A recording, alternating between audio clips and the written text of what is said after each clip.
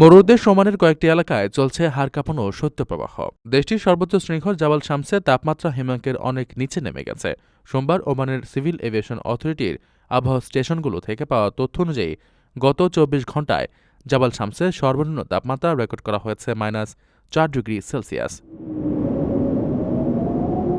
এটি চলতি বছরের এখন পর্যন্ত সর্বনিম্ন তাপমাত্রা রেকর্ড এবং সাম্প্রতিক সময়ের অন্যতম সর্বনিম্ন। ২০১৯ সালে সুনাইনায় -৬.৩ ডিগ্রি তাপমাত্রা ওমানের এখনও পর্যন্ত সর্বকালের রেকর্ড। তীব্র এই ঠান্ডার প্রভাব পড়েছে ওমানের অন্যান্য অঞ্চলেও। পাহাড়ি এলাকা সাইকে সর্বনিম্ন তাপমাত্রা রেকর্ড করা হয়েছে ৬.২ ডিগ্রি সেলসিয়াস।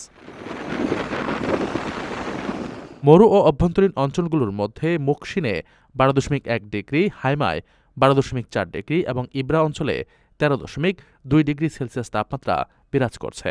এছাড়াও ইয়ালুনি ও বিদিয়াতে ১৩.৪ ডিগ্রি এবং আল কাবিল এলাকায় তাপমাত্রা ১৩.৫ ডিগ্রি সেলসিয়াসে নেমে এসেছে।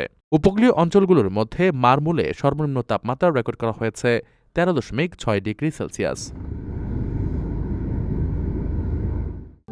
প্রবাসীদের জন্য নির্মাণ হচ্ছে দেশের প্রথম স্মার্ট সিটি, যেখানে থাকছে স্কুল, মসজিদ, হাসপাতাল, সুইমিং পুল, হেলিপ্যাড, পাঠাগার, জিম, সুপারমার্কেট, শিশু পার্ক সহ সকল নাগরিক সুবিধা। মাত্র ৩০ লাখ টাকা বিনিয়োগে মিলছে আকর্ষণীয় ফ্ল্যাট।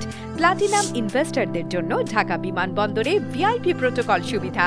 বিস্তারিত জানতে যোগাযোগ করুন স্ক্রিনে দেয়া হোয়াটসঅ্যাপ অথবা ইমো নাম্বারে।